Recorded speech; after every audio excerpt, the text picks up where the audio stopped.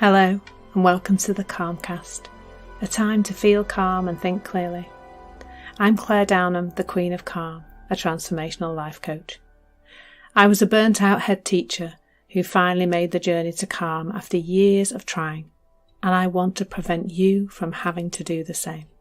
The Calmcast is a series of short explorations, gently guiding you back to your natural state, which is calm and clarity. Just listen like you would listen to music, with an open mind and curiosity. There's nothing else to do. Now let's relax into today's episode. So today I'm talking about escalation, and I wonder if you've noticed how things escalate. In the main, I'm going to talk about relationships because it's very easy, isn't it? Not just in our closest relationships, but in lots of our relationships for things to escalate and then end up, I guess, out of control and not creating a very nice experience for anybody involved. And I remember I've had a number of clients actually who have struggled with relationships that where almost an argument seems to have gone on for years, actually. Years and years they've been having the same kind of argument with somebody close to them or somebody who maybe used to be close to them. And I've had my own experience of this too, definitely. I have an ex-husband, so there was definitely some escalation that went on there once upon a time. But I guess it might be worth exploring how it happens. And I think it happens in the same way as everything else that is going wrong in the world right now. It all happens from the same misunderstanding, a misunderstanding about where our feelings are coming from. So let's just make up a scenario where there's two people and the first person does something that the second person doesn't like. And because the second person thinks that their feelings are coming from the first person, they react quite strongly to the thing that person did.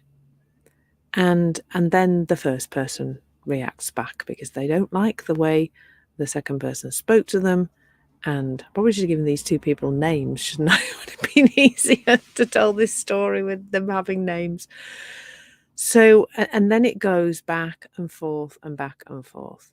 And what's happening inside each of those people as that's going on is the anger and the frustration is rising up inside them. And the confusion that makes this worse is that person, each of those people, both think that horrible feeling, not consciously think it, but believe that horrible feeling is coming from the other person. So there are all sorts of attempts to make the other person stop doing what they're doing. And that includes things like shouting and being rude and telling the other person off and all of that stuff.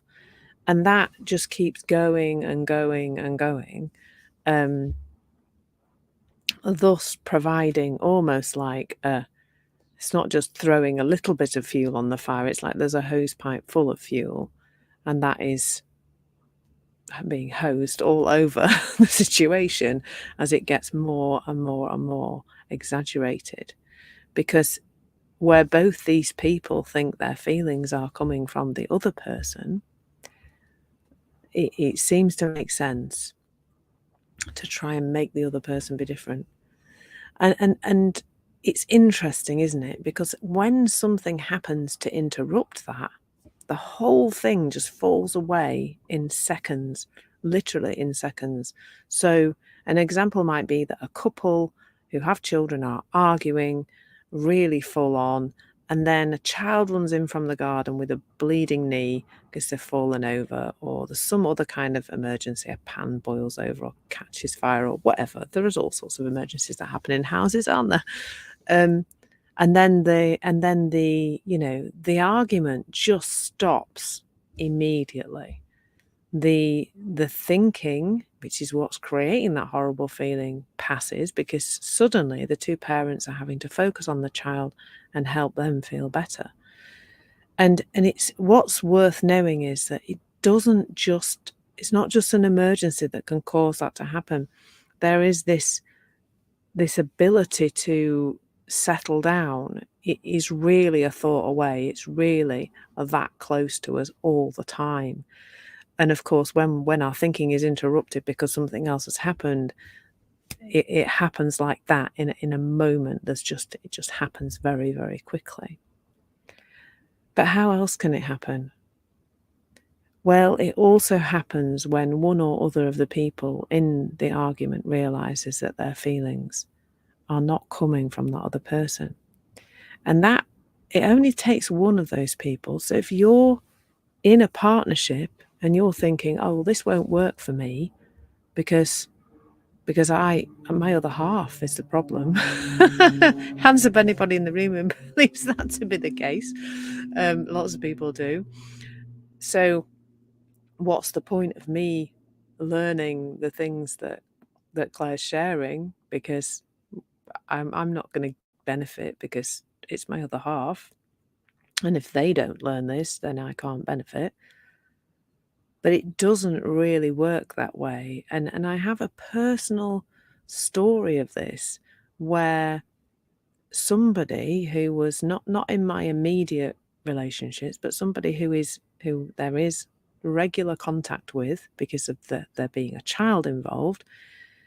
When I first began interacting with this person quite a few years ago, nearly 7 years ago now, I found her to be extremely difficult. I thought the messages she used to send us were very rude. I thought she was verbally very unpleasant. I thought she was very controversial. There's all sorts of thoughts I had about her. And when she would send rude messages to us, I would respond from that place of thinking that the way she was behaving was creating a horrible feeling in our household for me and my other half, and that I needed her to stop doing it. So all my communication came from that place. It came from, well, she's out of order and she needs to stop being out of order for us to be okay. Now, when I started to see what I'm sharing with you here, that all changed. And what's changed as a result has been quite bizarre. And I'm not really sure I fully understand it. But there was one message that came through that was quite unpleasant and controlling and rude or whatever else. Can't remember what it was about. And I remember just having a moment where I read the message, had the initial reaction, and then thought, oh, my thinking's poor right now. My mood is low. I'm not in a good place. I need to put my phone down and come back to this later. And I can't remember in that particular occasion whether I did come back to it later and send a very calm message expressing that it's not okay to speak to us like that, perhaps, or whether there was no reply at all, one or the other. But it was like I had stopped pouring the kerosene on the fire. I had stopped in that moment making things worse. And the result over the last few years has been a lessening of the behaviour that we didn't want. A lessening of the rude messages, a lessening of the unpleasantness, a lessening of the demands on us. It's been really, really interesting to see how that has played out. Without directly saying you need to change and be different, and certainly not communicating from a place of anger. And that is available to any of us, really, in any relationship. The moment we see that the other person is not creating our feelings, because no other person or circumstance or situation has the capacity to do that. It is our thinking in the moment, our perspective, how we see things. That is what creates the feeling that we have about anything. It's not the thing, it's our thinking about the thing. The moment we see that with another person is utterly, utterly transformational. because suddenly you're free. You're free from that sense that your feelings are in danger from another person. It is really transformational. And then there doesn't need to be this escalation. You can be the person who helps the escalation to stop by seeing in the moment that other person isn't pouring that fuel on your fire. You're pouring it on your own fire, and then you can stop. And all it needs is to see it. And this is available to anybody. It doesn't matter what kind of relationship you're in. If you see this, you will be transformed, and that's actually all that's ever needed. Transformation of the outside world, too much like hard work, folks. It really is. Thank you so much for listening.